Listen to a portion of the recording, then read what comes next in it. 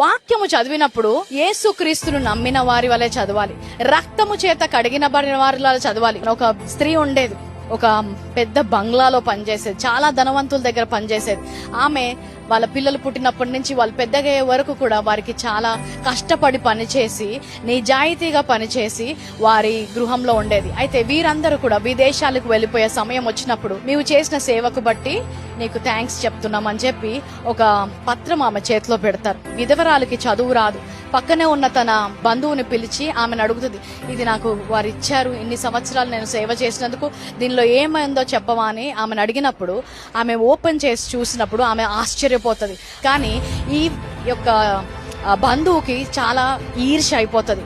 ఈ ముసలామకి ఇంత ఆస్త, ఇంత ధనమా, ఈ సమయంలో అవసరమా అని చెప్పి, ఇందులో ఏం లేదు, నువ్వు బాగా పనిచేసావు కాబట్టి నీకు ధన్యవాదాలు, నువ్వు చేసిన ప్రతి దానికి మేము ఎంతో రుణపడి ఉన్నామని రాశారు అంటదనమాట. కొంతకాలం గడిచినప్పుడు ఆమె అనారోగ్యంకి గురైపోతుంది. ఆమె దగ్గర ఇంకా డబ్బులన్నీ అయిపోతాయి.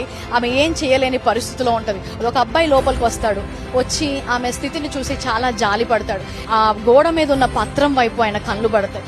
అప్పుడు అది తీసుకొని ఆయన చదవడం మొదలుపెట్టి ఆయన చాలా ఆశ్చర్యపోతాడు. ఆమెతో అంటాడు, ఏంటి నీకు చాలా ఆస్తి ఉంది కదా, నీకు కావాల్సినవన్నీ కూడా నువ్వు చనిపోయేంత వరకు నీకేమి కావాల్సినవి అవన్నీ సమకూర్చి దాని గురించి రాసి ఇదిలో పెట్టి వెళ్ళారు అంటాడు. ఆమె ఆశ్చర్యపోతుంది. ఆమె ఆశ్చర్యపోయే ఒక మాట అంటది, ఏంటంటే అవునా, నాకు ఇందులో రాసుంది అర్థం కాదు కదా, అందుకే నేను దాన్ని అనుభవించలేకపోయాను అంటారు. చాలా మంది విశ్వాసుల జీవితంలో కూడా అంతే.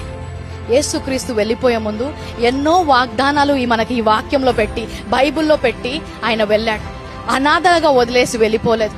కానీ చాలా మంది అందులో ఉన్నది చదివినా మాకు అర్థం కాలేదు అని అందులో ఉన్న ఏ వాగ్దానంలో కూడా నడవలేకపోతున్నారు. ఈరోజు సంఘము కనుక వాక్యాన్ని తీసి చదివినట్లయితే దేవుడు మన కోసము దాచి ఉంచిన మేళ్ళు, ఆయన మన కోసం ఉంచిన స్వాస్థ్యత ఎంత గొప్పదో మనకు తెలుస్తుంది. మనం తీసుకొని చదవలేము, చదివినా మనకు అర్థం కాలేదేమో అని వదిలేస్తున్నాం. దానితో సాతాను తనకు కావలసిన అబద్ధాలు మనకు పలుకుతున్నాడు.